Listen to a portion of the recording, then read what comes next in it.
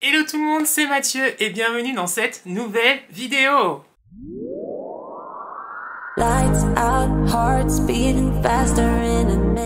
J'espère que vous allez bien, j'espère que vous vous portez bien. Aujourd'hui, on va voir ma collection gay. Oui, je l'appelle comme ça. C'est un petit peu une collection un peu de tout. Il peut y avoir des livres, il peut y avoir des mangas, il peut y avoir des DVD, voilà, et magazines aussi.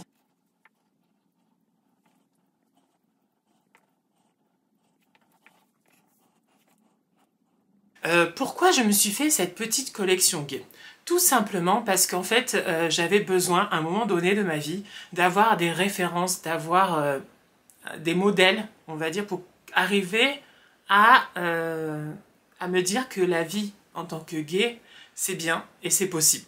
Voilà. Je sais pas si vous comprenez, mais c'est vrai que j'avais besoin de modèles, j'avais besoin d'images, on va dire, d'histoires, de tout ça, pour me dire que ben non, c'est pas que du mauvais, c'est pas que que de la tristesse, c'est pas que de la voilà, parce que c'est vrai que les modèles que j'avais au départ ou ce que j'avais entendu, c'était que la vie allait être compliquée, que ça va être, pas être facile, que attention, il y a les maladies, que des choses négatives, on va dire.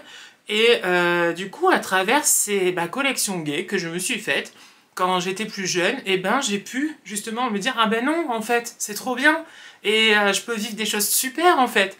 Donc ça c'est cool et c'est pour ça que je trouve que c'est important d'avoir des références, d'avoir des modèles, d'avoir du visuel, d'avoir des histoires, d'avoir des à travers justement peut-être mes vidéos aussi, ça aide aussi les personnes se dire que ben voilà, c'est quand même du positif. Donc je vous présente aujourd'hui ma collection. Elle est quand même importante. Voilà. Donc si t'aimes cette vidéo, n'oublie pas d'aimer cette vidéo, de t'abonner à la chaîne. Et nous, c'est parti. Petit tour d'horizon. Voilà, tout simplement. Alors, on va commencer par les livres.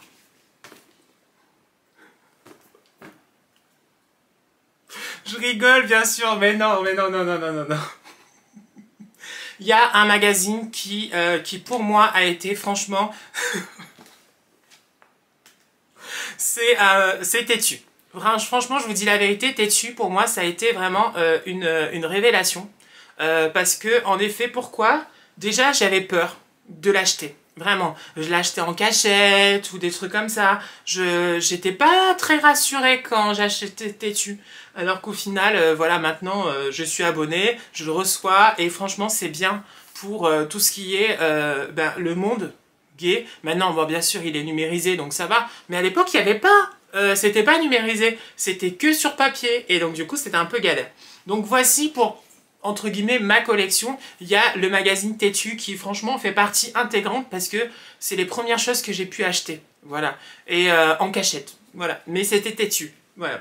Ensuite, j'ai commencé par acheter, je crois que c'était les DVD. Ouais, je crois que c'était les DVD. Et après, c'était les mangas. Donc, en DVD, le premier achat que j'ai pu faire, c'est bien sûr Queer as Folk. Ça, j'ai tout. J'ai tout Queer as Folk. De la saison 1 à la saison 5. En fait, quand est-ce que ça a vraiment commencé? Alors, les magazines têtus, ça a commencé au lycée. Voilà. Vraiment, à partir du lycée, ça a commencé. Ça, c'est quand j'ai eu mon premier copain, vrai copain, parce que j'avais pas vraiment de vrai copain. J'ai eu tard un vrai copain, vraiment. Pourquoi? Parce que j'assumais pas, tout simplement, et que je n'ai pas rencontré la bonne personne, parce que sur les applis de rencontre, la plupart des mecs qui y sont, c'est pas pour une relation de longue distance, longue distance. C'est pas une relation longue, on va dire. C'est plus des choses qui te disent que finalement, non, c'est pas... Je veux pas me poser. Non, voilà. Donc du coup, quand j'ai eu mon premier copain, je me suis dit, ah mais c'est trop bien et tout. Et c'est vrai que je me suis... En plus, il vivait dans le Marais, donc voilà, c'était tout propice, en fait, à découvrir ce milieu, on va dire, et à vivre à fond dedans. Donc, Queer as Folk est arrivé comme ça par hasard, et je l'ai pu lâcher. Voilà. Je l'ai regardé je ne sais pas combien de fois. Pour moi, ça a été vraiment une révélation, Queer as Folk. Et c'est à partir de Queer as Folk que vraiment je me suis intéressée au monde LGBT à travers le média du livre, à travers les médias de la vidéo, à travers voilà, toutes les séries, les films. C'est grâce à Queer as Folk. Vraiment, je vous dis la vérité. parce qu'au début, je connaissais pas. Voilà, c'est ça. Et dès qu'il y avait, par exemple, un film, je sais pas moi, sur Arte, par exemple, qui passait sur l'homosexualité, j'étais gênée. Voilà, j'étais pas à l'aise, je me suis dit, mon Dieu. Et souvent, c'est vrai que c'était triste, c'était pas joyeux, c'était des histoires horribles, c'était, voilà, toujours la mort, toujours le drame, voilà. Et du coup, je me suis dit, mais c'est pas que ça, on va dire. Et c'est vrai qu'avec Queer as Folk, franchement, je vous dis la vérité, ça a été vraiment pour moi une révélation en me disant, ben non, on peut être bien, on peut être heureux, on peut avoir une vie, on peut être en couple, on peut, voilà, même se marier. Et oui, voilà, c'est possible. Mais voilà, donc il y a plein de choses qui sont sorties de Queer as Folk qui m'a vraiment aidé. Et je pense que si quelqu'un justement est jeune ou qui se cherche ou qui a besoin de représentation LGBT dans son entourage, franchement, d'avoir des livres ou d'avoir des séries, ça aide énormément. Voilà. À l'heure actuelle, en plus, on a les plateformes comme Netflix, tout ça. Mais moi, c'est vrai que quand j'étais jeune, j'avais pas Netflix, il n'y avait pas Amazon Prime, il n'y avait pas Queer Scream, la plateforme Netflix gay. Et donc, du coup, ben voilà, il fallait se débrouiller comme on pouvait. Donc, les DVD de Queer as Folk ont été vraiment marquantes dans ma vie. Vraiment, ça a été un tournant. Ensuite, a commencé d'autres films, du coup. Alors, il y en a un que j'ai adoré, qui s'appelle Saisir sa chance. Voilà, il est là.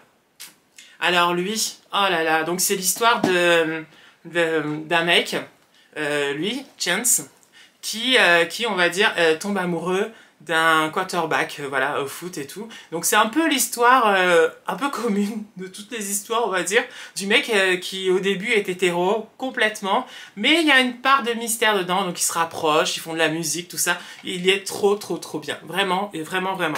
J'avais ensuite, ah oui, mais oui, c'est vrai, je remarque, déjà à l'époque, j'avais une petite tendance aux films asiatiques, du coup, gays, et celui-ci était juste magnifique.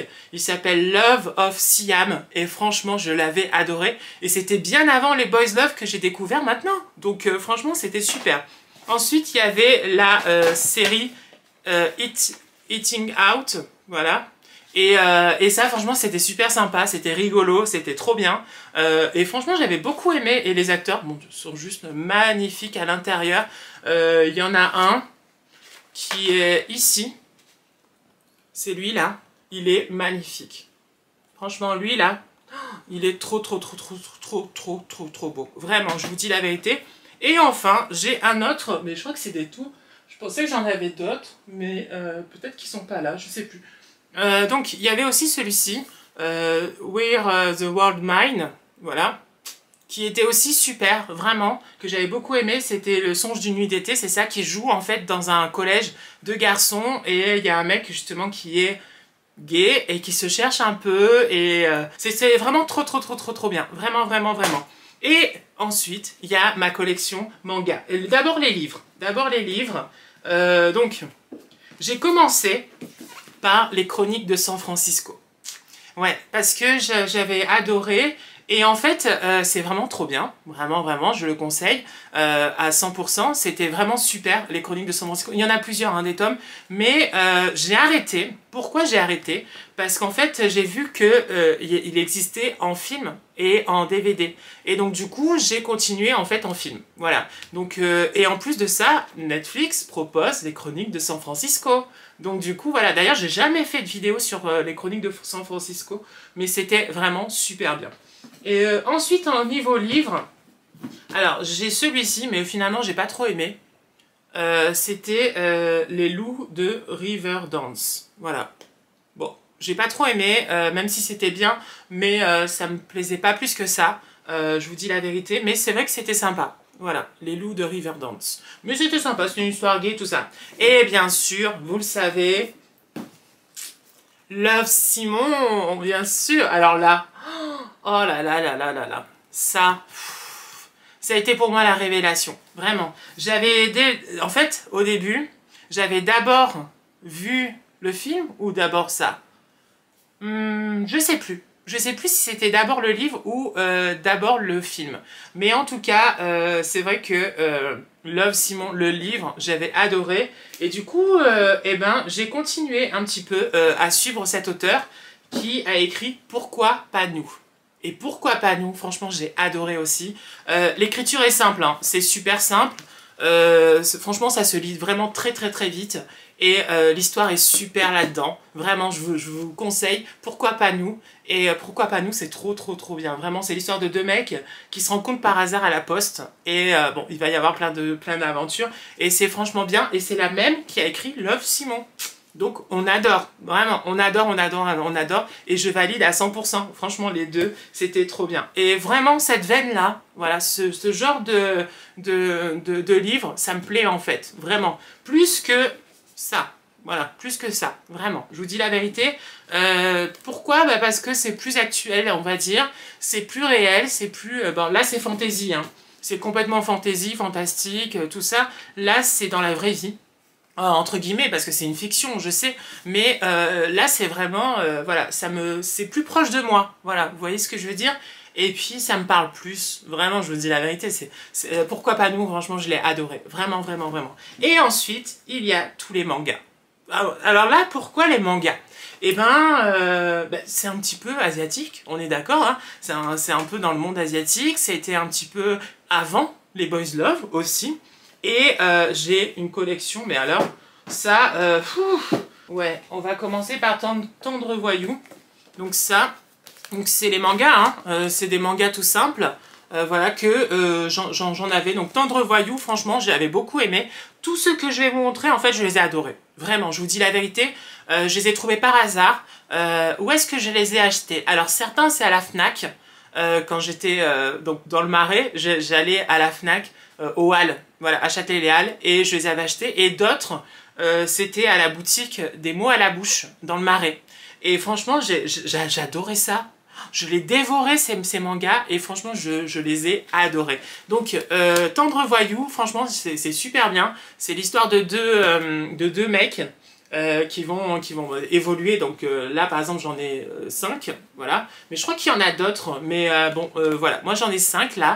Et j'ai adoré. Franchement, je vous dis la vérité, les mangas gays, ils sont trop, trop, trop bien. Mais vraiment, c'est-à-dire que l'histoire, les personnages, les dessins, c'est super bien. Il faut juste être habitué à lire à l'envers. Voilà, c'est juste ça. Mais sinon, franchement, c'est super bien. Ensuite, il y avait la série Sunmere, Sunmeet, qui est là. Voilà, que moi aussi j'avais beaucoup aimé aussi. Elle est un peu plus adulte, voilà, un peu plus adulte que Tendre Voyou, je trouve, mais elle est super bien, vraiment. Là par contre j'en ai 7, voilà, j'en ai beaucoup, hein. C'est une collection, voilà, c'est une collection, vraiment, collection gay, complètement. Ensuite j'avais les petits tout seuls. Non, il y a encore une série qui s'appelle, alors ça j'avais adoré. Mon Dieu, mais oui, c'est rien n'est impossible. Rien n'est impossible. C'est ça, rien n'est impossible. Oh, ça, c'est trop bien. Rien n'est impossible, c'était vraiment trop bien. Donc, c'est comme ça, voilà. Et franchement, ça, j'ai adoré. Vraiment. Je vous dis la vérité, l'histoire est super. Les gars, ils sont cool dedans. Il y a tout. Il y a tout qui est bien. Donc moi, pour l'instant, j'ai 4 tomes, voilà, qui sont là. Et ils sont trop bien. Vraiment, hein, je vous dis, peut-être que faire une petite vidéo vraiment où je rentre un peu plus en profondeur sur les mangas gays, ça serait peut-être bien si ça vous tente. N'hésitez pas. Ensuite, j'ai juste des petits tomes que j'ai voulu essayer. Voilà. Donc par exemple, il y a celui-ci qui s'appelle Ces œufs, je crois, voilà, qui s'appelle comme ça. Voilà, c'était sympa, franchement c'était sympa, j'avais bien aimé, ouais, j'avais bien aimé, mais sans plus, voilà, sans plus. Il y avait celui-ci, Welcome to the Chemistry Lab. Ah, celui-ci était bien, parce que c'était une bande de mecs dedans, voilà, ils sont à l'université, voilà, et c'est super bien. Franchement, la couverture déjà, elle est top. Et le reste, c'est super. Ensuite, il y avait Gakuen Even. Voilà. que je me rappelle. En fait, ça remonte à loin. Franchement, je vous dis la vérité, ça va faire je sais pas combien de temps que j'ai plus remis la main sur ça, sur les mangas, sur tout ça, parce que maintenant avec les plateformes Netflix, tout ça et tout, YouTube et tout, je regarde plus, je lis plus trop tout ça. Donc du coup, j'ai laissé de côté et c'est l'occasion justement avec vous de ressortir un petit peu toute ma collection. Voilà. Et ces œufs, celle que je vous avais dit, moi j'en ai 2. Voilà. J'ai 2 tomes. Voilà, un petit tour d'horizon de ma collection gay qui franchement est pas mal, vraiment. Mais je trouve important, vraiment, je vous dis la vérité. Hein. Je vous dis franchement la vérité, quand tu te cherches, quand autour de toi, en fait, tout est un peu négatif. Tout est sur le monde gay, sur le monde LGBT, sur le fait d'être gay, c'est pas bien, tout ça. Et ben d'être entouré de ça, ça te procure, on va dire, quelque chose de positif. Et je rappelle, bon, ça c'est un petit peu la devise de Léna Situation, mais plus égale plus, c'est un peu ça. Vous voyez ce que je veux dire? C'est-à-dire que d'être entouré de ce positif, de ce truc, et ben toi-même tu vas l'être. Donc voilà, j'ai mis un petit haut super, j'aime bien aussi. C'est vrai que je m'habille pas trop... Je fais pas les... Non, si, je fais quand même un petit effort au niveau habit, mais c'est vrai que je pourrais en faire un peu plus. Mettre des petites chemises, des petits polos comme ça, franchement, ça rend super bien. Ben écoutez, j'espère que vraiment cette petite vidéo vous a plu. Cette petite, elle est un petit peu longue quand même, on est d'accord. Mais voilà, je voulais vous présenter et vous dire surtout, voilà, c'était surtout ça le message derrière cette vidéo, c'était que ne restez pas dans la façon de... que gay c'est négatif. Voilà, c'était ça en fait. Voilà, le but de cette vidéo, c'est montrer que à travers les images, à travers des histoires, à travers des témoignages, à travers mes vidéos aussi, et voilà, c'est du positif. Voilà. C'est pas que du négatif. Certes, il y a des moments, c'est pas facile, mais voilà. Donc j'espère que cette vidéo vous a plu. N'oublie pas de t'abonner à la chaîne et d'aimer cette vidéo. Et nous on se retrouve très vite. De toute façon, il y a Rainbow Prince qui va arriver en réaction. Je veux faire des best moments aussi sur des couples de séries gays que j'ai faites. Donc il y a plein de choses à venir. Donc vous inquiétez pas. Et puis on continue aussi l'histoire étincelle entre Gabriel et Christophe. Bien sûr, bien sûr, bien sûr. Voilà, plein de bisous. À bientôt. Ciao, ciao. Bisous. Lights out, hearts beating faster in a minute.